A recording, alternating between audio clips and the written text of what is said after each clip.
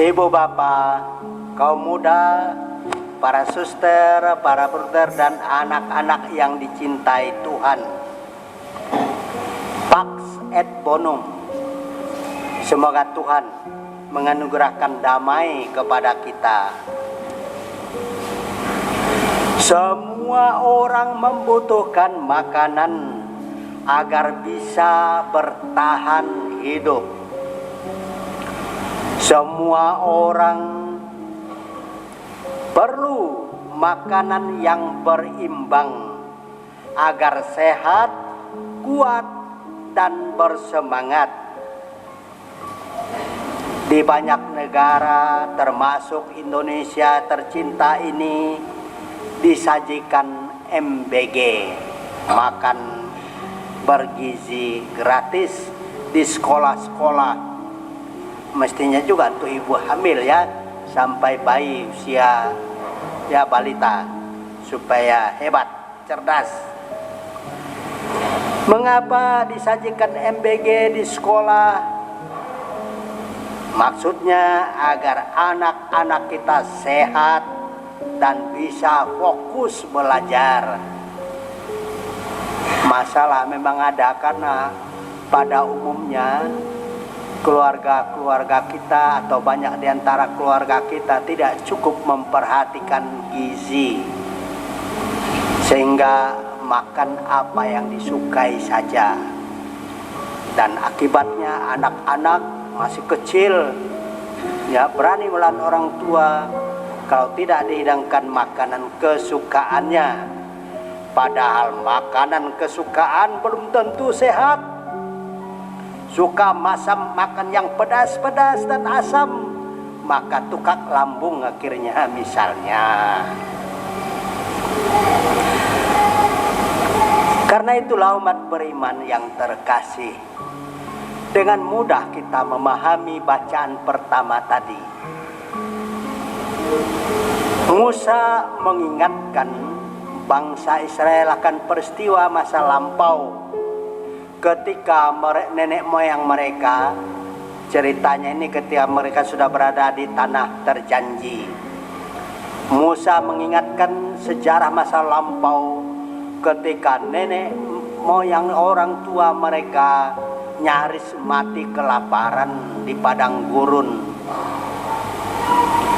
Musa yang ketakutan mendengar protes bangsa itu memohon dengan sangat kepada Tuhan, dan Tuhan menurunkan dari surga setiap pagi manna. Dari surga warnanya putih seperti ketumbar dan rasanya seperti kue madu. Keluaran bab 16 ayat 31. Sehingga bangsa itu tidak kelaparan selama di dalam perjalanan menuju tanah terjanji. Umat beriman yang dikasihi Tuhan Yesus Kristus, secara singkat dari bacaan yang singkat tadi, bacaan kedua dapat ditegaskan bahwa Rasul Paulus tidak mau mengambil kredit poin dari keberhasilan penginjil-penginjil terdahulu dan sukses beliau mewartakan Injil semata-mata karena kasih karunia Tuhan. Karena itu segala-galanya dikembalikannya kepada Tuhan. Dengan lantang dalam bacaan Injil tadi Yesus berkata, "Akulah roti kehidupan yang telah turun dari sorga." Perikop Injil Yohanes ini memuat 3 poin penting. Pertama, Yesus berbicara tadi, barang siapa makan daging dan minum darahnya akan hidup selama-lamanya. Makan daging, minum darahnya merujuk pada kesatuan iman yang penuh dengan seluruh penderitaan, kematian, dan kebangkitan Kristus. Karena itulah di altar biasa ada salib, agar para imam sadar bahwa misa yang dipersembahkannya, persembahan roti dan anggur yang dihaturkan kepada Tuhan adalah korban salib Yesus Kristus. Kedua, tubuh dan darah itu, kata Yesus, menjadi jaminan hidup kekal dan kebangkitan badan. Yesus menjanjikan bahwa siapapun yang bersekutu dengannya tidak akan binasa. Ini penting untuk kita yang kerap kali ragu-ragu akan adanya hidup kekal, atau untuk orang yang berada pada sakratul maut takut menghadapi kematian. Kata-kata Yesus ini dapat menguatkan dan membuat seseorang jadi tabah, dan kalau bisa naik ke satu tangga lagi seperti Santo Fransiskus dari Asis yang berkata, "Selamat datang saudari maut." Ketiga, barang siapa makan dagingku dan minum darahku, ia tinggal di dalam aku. Ayat 56. Maka setelah komuni, kita dengan senang hati berlutut atau duduk yang pada posisi yang nyaman untuk merasakan Kristus itu, tubuh Kristus itu. Tidak kita kunyah, tidak juga dihabiskan dalam perjalanan pulang ke bangku, tetapi waktu duduk itu kita meresapi, merasakan Kristus masuk dalam diri kita. Dan dengan gitu Kristus hidup di dalam kita dan kita hidup di dalam Kristus. Nanti boleh kita meresapi komuni kudus itu saat dilantunkan lagu Anima Christi, jiwa Kristus. Umat beriman yang dikasihi Tuhan Yesus Kristus, kita tidak bisa hidup normal dan tidak bisa hidup nyaman, tidak bisa juga hidup dengan leluasa tanpa ekaristi, tanpa menyambut tubuh Tuhan setidak-tidaknya satu kali seminggu, ialah hari Minggu. Dan gereja begitu baik mengadakan perjamuan itu setiap hari bagi yang memang punya waktu, kesempatan, dan juga membutuhkan. Pengalaman waktu COVID yang lampau, yang telah lewat, sudah menunjukkan bahwa tidak cukup hanya komuni batin. Kita membutuhkan komuni nyata, dapat memandang tubuh Kristus, dapat merasakannya bersentuhan dengan tangan kita, lalu mengalaminya masuk ke dalam diri kita.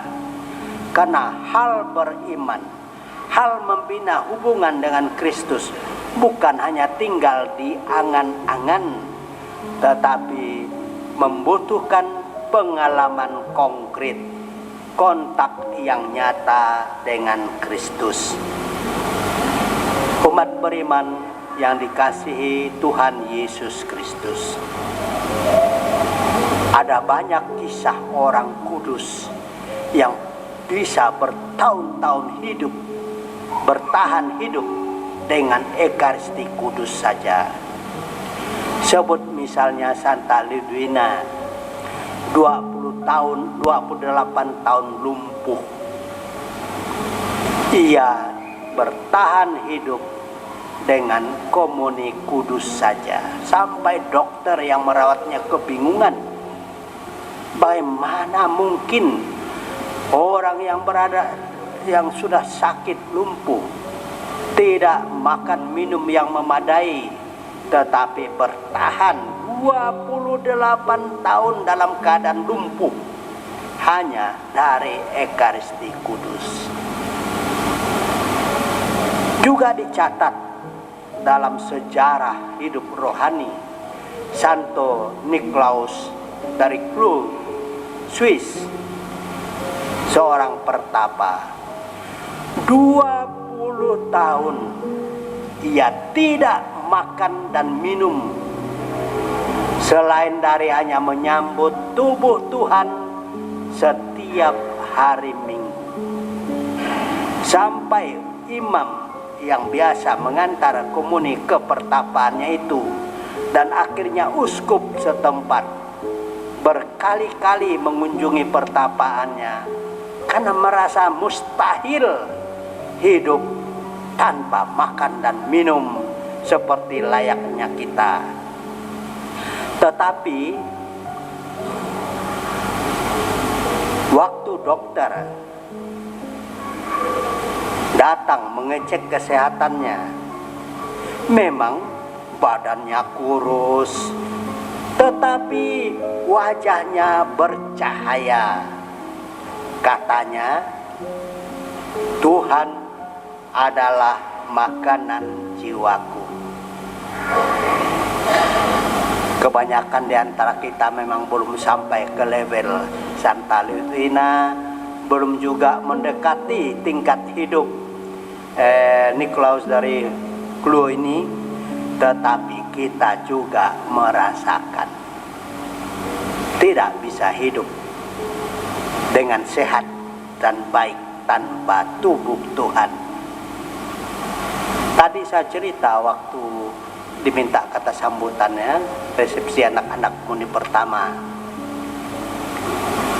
bahwa ya zaman are ya, saya tahun berapa itu, tahun 70-an, tidak ada persiapan komuni kudus, tak ada pelajaran. Lalu pemimpin agama di kampung saya melihat saya rajin sekali misa. Kami bangun jam 4 pagi. Oh, dipukul lonceng, kentongan lonceng apa, ada tanda.